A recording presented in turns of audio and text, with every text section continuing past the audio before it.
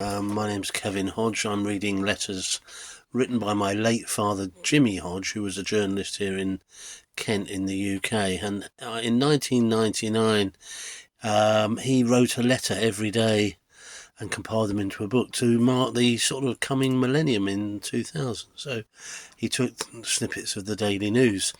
People who've been watching this will know that normally it revolves around politics, defence, social care, that type of thing.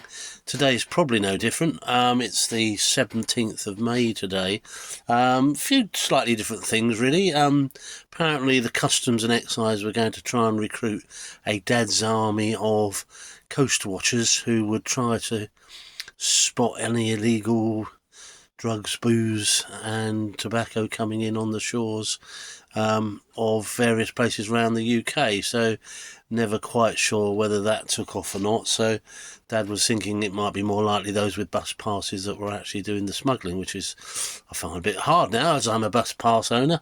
Dad mentioned something that actually, if you notice, a wise person notices. My dad rarely, if ever, makes any references to sports news. Now, I guess that just, I'm afraid, belies his own bias, that he's very interested in politics of life and that sort of thing.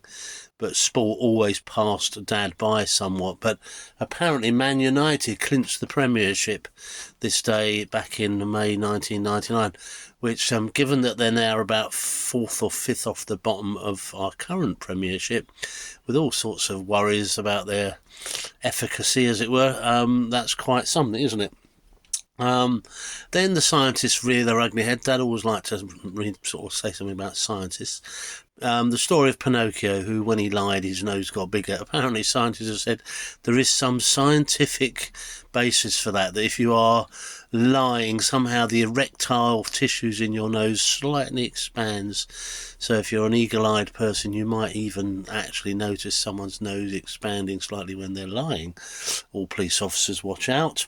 Work-shy young people was another thing, political thing.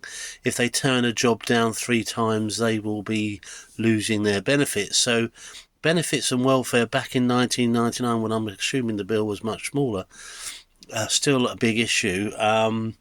New Labour plan to get 250,000 youngsters off the unemployment sort of register, costing 2.5 billion at 1999 prices. So, something.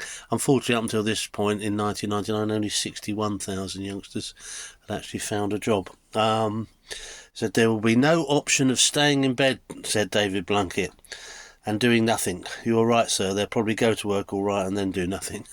We'll see. What was the PS today? Sue Bethel and Adrian Waters of London have wed 450 feet underground in the slate cavern at Blanno Festiniog, North Wales. I doubt the couple had much problem saying I do, but how about when it comes to telling people the name of the place where you got married? So, unfortunately, I've been there. I think it was a archaeological site, so I've been to Blanno Festiniog. Anyway, so that was the news today. It's Saturday in 2025, FA Cup day. Man City v Crystal Palace for future reference. Okay, thanks for watching, thanks for listening, thanks for subscribing. You take care. Have a lovely weekend.